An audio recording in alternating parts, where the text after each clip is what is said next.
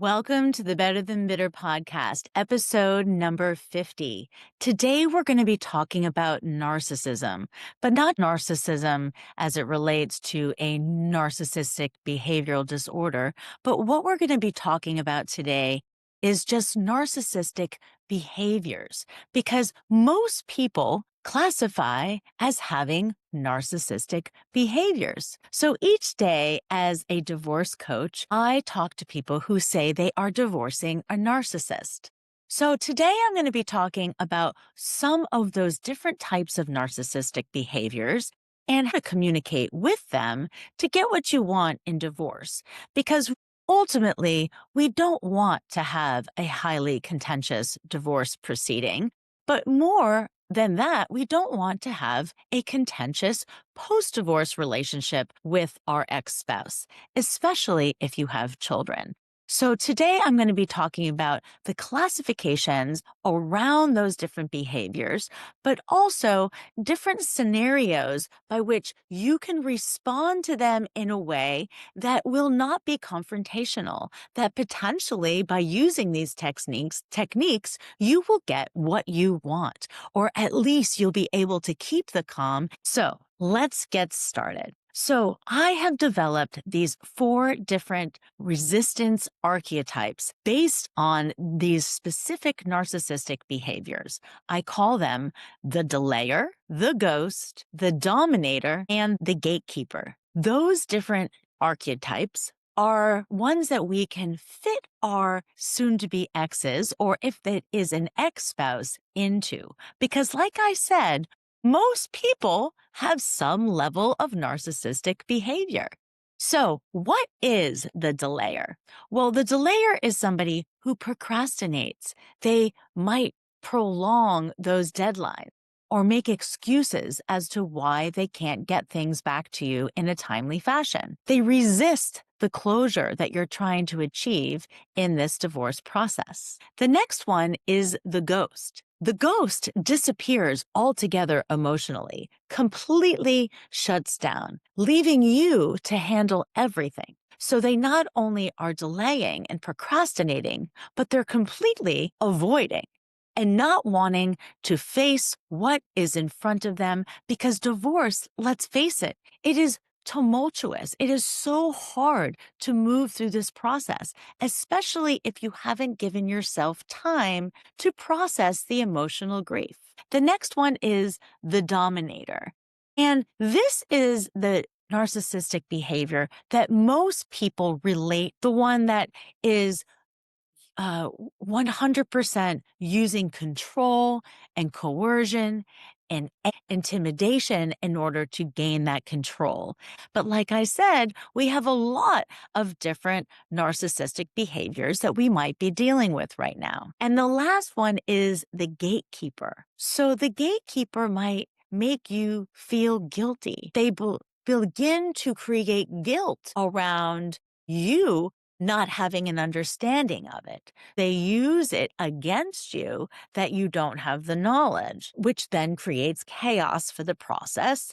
And it really creates a lot of confusion because, again, not having the knowledge and having one individual having control of all of that information is something that, again, we face in this process when we are classifying individuals as having narcissistic behaviors. But what I'm going to be telling you about today is called the BIFF method.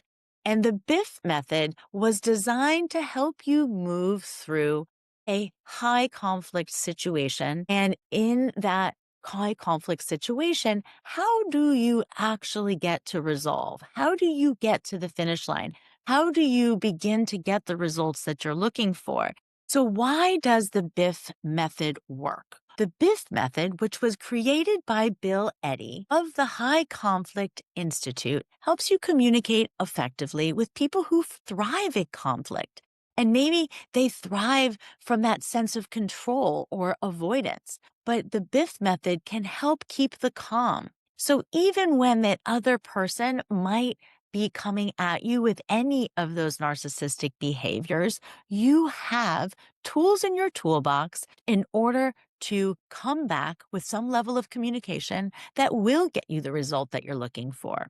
So what does BIFF stand for? The BIFF method means brief, informative, friendly, and firm. And each responses include all four parts. So each time you look to reply, and you don't want to overreact, you sit down and you formulate your response by writing down BIFF. First, be brief. So, stating the fact in a brief, summarized perspective. Informative. Next steps. No opinions, no emotions, just a little bit more information than what you had summarized in your brief statement. The third one is friendly. This program absolutely does not work if you do not include the friendly. You should compliment, you should pay attention to what you should be giving gratitude for, acknowledging the things that they do right, making sure that you are saying it in a friendly tone, not in an argumentative tone, and that it is a warm and friendly and inviting tone that, again, is not just putting out the criticism, but stepping back and making sure you're also recognizing the good in what is happening. The last one is firm. End the message clearly. Set the boundary. Outline the consequence, making sure that they understand what is expected. And again, in a friendly tone, not in a threat and attack tone. So let's explore how this communication works in different types of scenarios. Because again, each of the different narcissistic behaviors align with a different way of responding. So let's talk about the professional procrastinator. Always thinking about the if, or they're too busy, delayed the paperwork. So the message you might have received is, I'll get you the financial statement when I have time. Things are really busy for me right now. So your BIFF response could be, thanks for letting me know you're busy. I appreciate the fact that you are busy, but we are trying to keep this process on schedule. Financial statement is due on Friday, so the mediator can have time to review it before our next session. Friendly. I really appreciate your cooperation. I know it's a challenging time for you as it relates to timing, but this will help us both move forward smoothly. We don't want to waste our mediator's time. Firm. If I don't receive the information by Friday, I'm just going to submit the materials as is. So again, your firm statement is you're going to deliver it no matter what on Friday. If they want to make updates, send the updates. If they don't send the updates are not going to be processed by that mediator. So the next one is the ghost, the avoider, the person who disappears. They don't respond to your texts. They don't respond to your emails. They leave decisions hanging. The scenario is that they are ignoring scheduling and any of your messages. Message. Hey, just confirming our mediation is set for Tuesday at 10 a.m. The BIFF response, once you do not get any information back from them in terms of confirmation or wanting to change the time. Brief. Hi, just confirming the mediation is set for 10 a.m. Informational. If that does not work for you, please provide 2 alternative dates and times within the next 24 hours so we can change the scheduled appointment and not get charged. Friendly. I appreciate your flexibility up front. It's important that we confirm with the mediator. I respect your time and we need to respect theirs. I really want to save us money. Let's move forward and make sure we don't get charged for this session. Firm. If I don't hear back, I'll assume Tuesday at 10 a.m. is confirmed. So again, summarizing that, we want to make sure, again, we don't want to waste each other's money.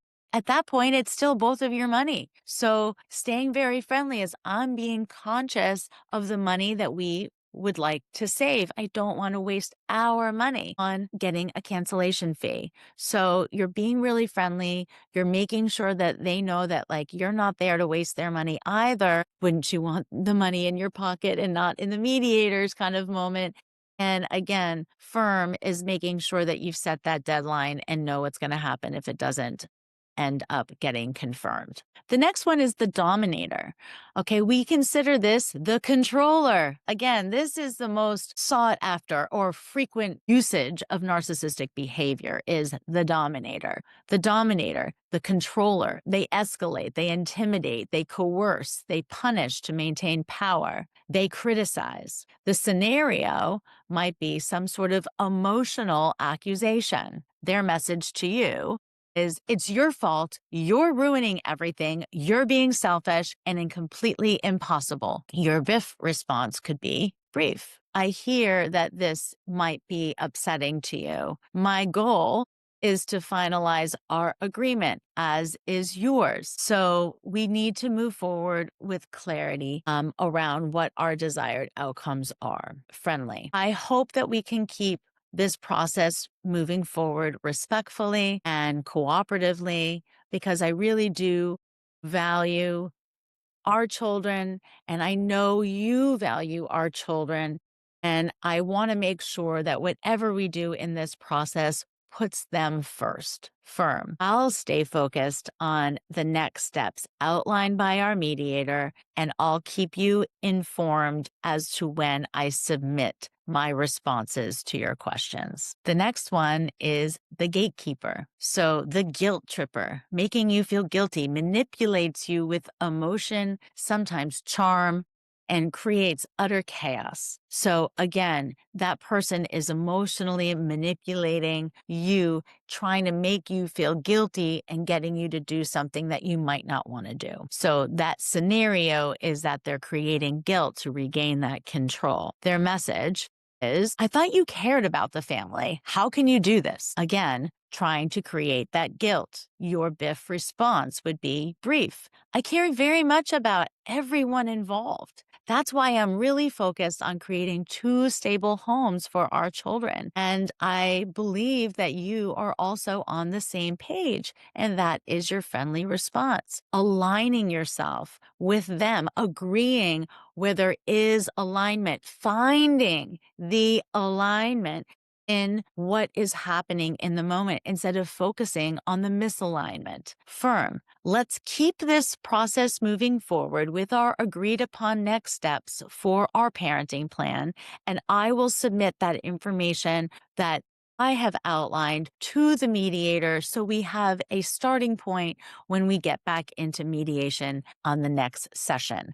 I will have that submitted by Tuesday at 2 p.m. Okay, you're committing to your own process and how you are going to do the process versus just reacting to their statement around trying to make you feel guilty. Just remember, nobody can make you feel a certain way. If you point your finger back at that other person because you said that they made you feel guilty, you are giving them all of the control over your emotions. And we do not want to pass that control over to our soon-to-be ex. So you take responsibility for your own emotions and stop playing victim based on what they're saying to you. So I want everybody to be thinking about this specific tip. Every BIFF message should feel boring to a narcissist. Again, they're not going to get a rise out of you. They're trying to get a rise out of you. So every BIFF method response should feel boring to them because they're not getting what they want. So again, you're removing the emotion and you are protecting your own peace, one message at a time. So what I would like for everybody to do is to make sure that you are not responding right away. You need to regroup, okay?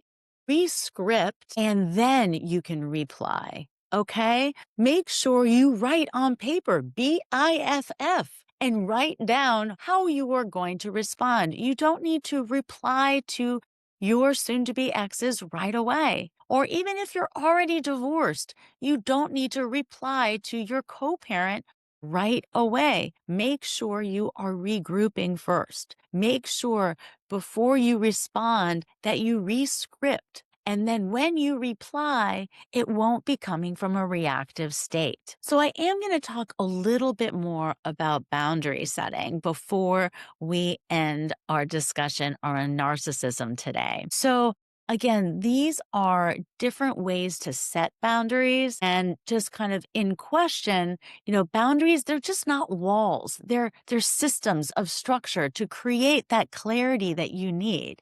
They define how you're going to communicate moving forward and how collaboration can occur during your divorce process. So it helps you stay efficient, consistent, and focused on the resolution. So number one, what situations make you feel most emotionally drained during this process? Really think about that.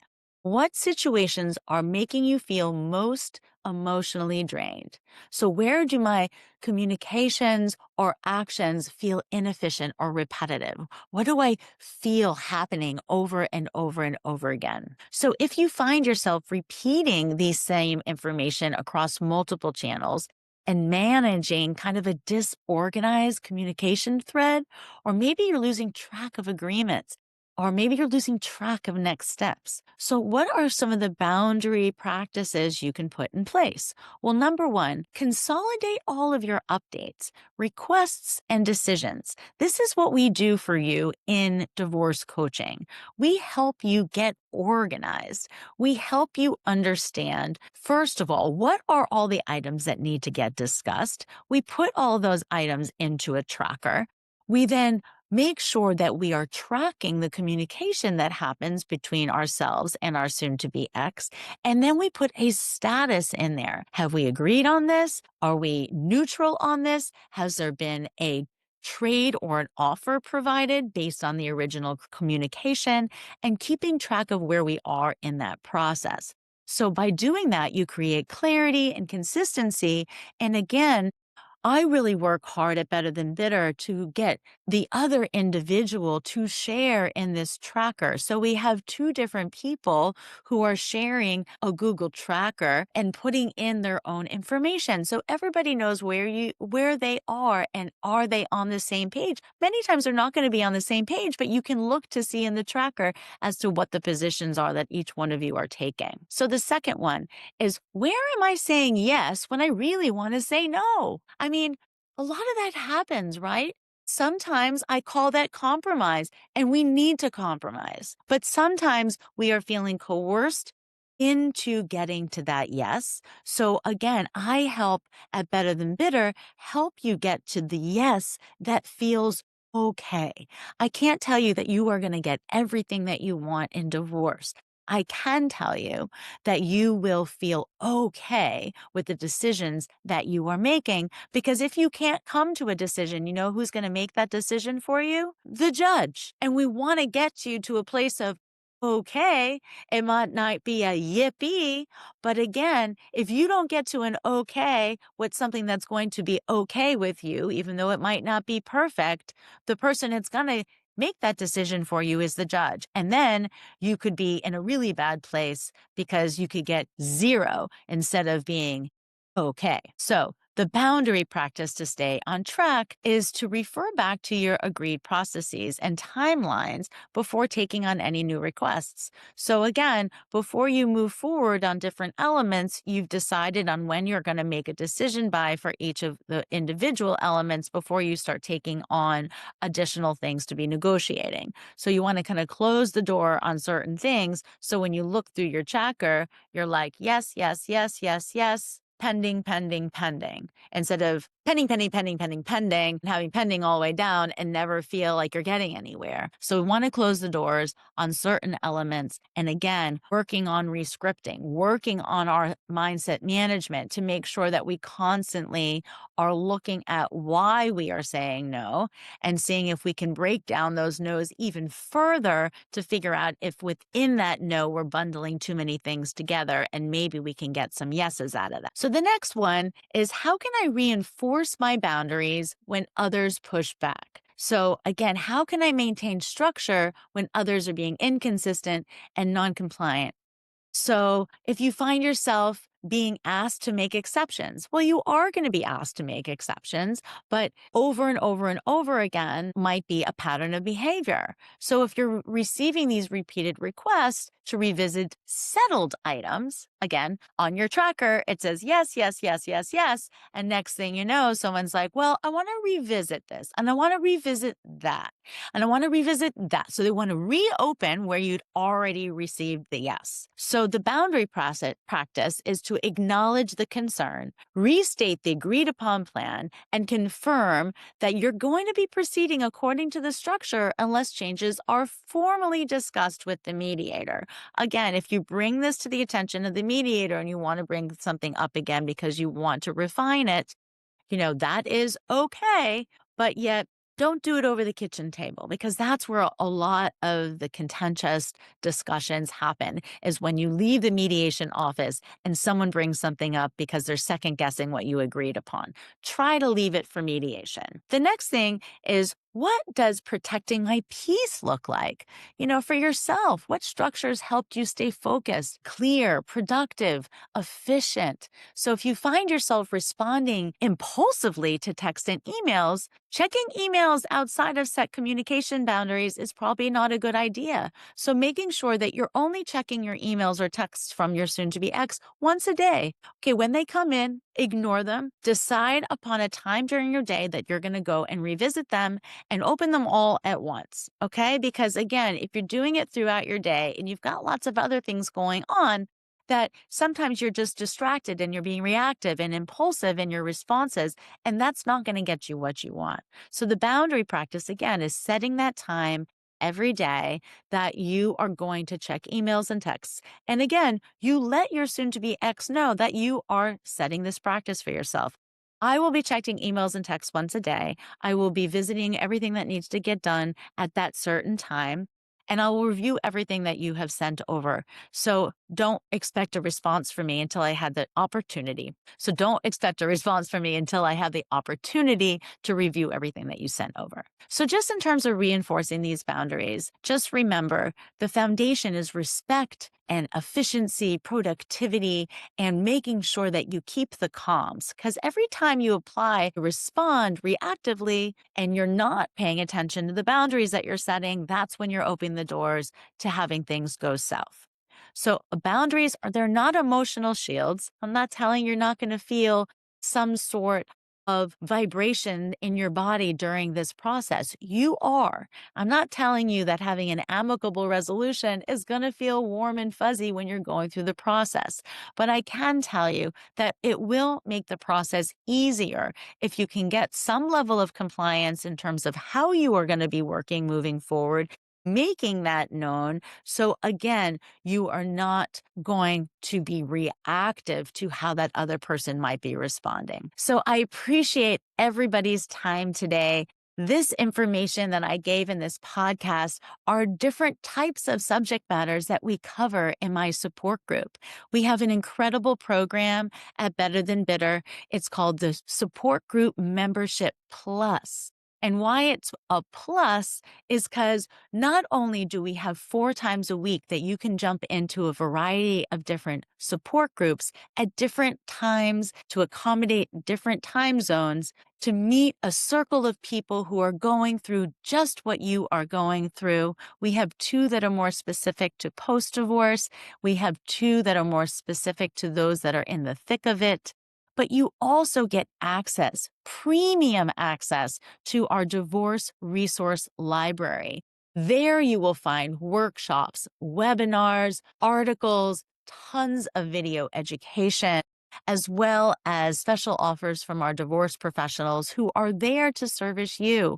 Better Than Bitter, we are divorce success coaches. We help you pave that pathway to a more amicable divorce resolution. So go ahead and check us out. I am offering a free support group trial. So if you have never participated in a support group before, go ahead and participate in one of our support groups on us. And if you like it, then you can go ahead and sign up for the future. So if you look in the show notes or if you go to betterthanbitter.coach, there you will find a link to register for our free support group trial. Again, from everybody here at Better Than Bitter, we want you to know that an amicable divorce is possible. It takes work, it takes effort, but if you believe you can have an amicable resolution, I believe you can too. Again, signing off, Tania Leichliter, founder of Better Than Bitter. I hope to see you all in one of our support groups sometime soon.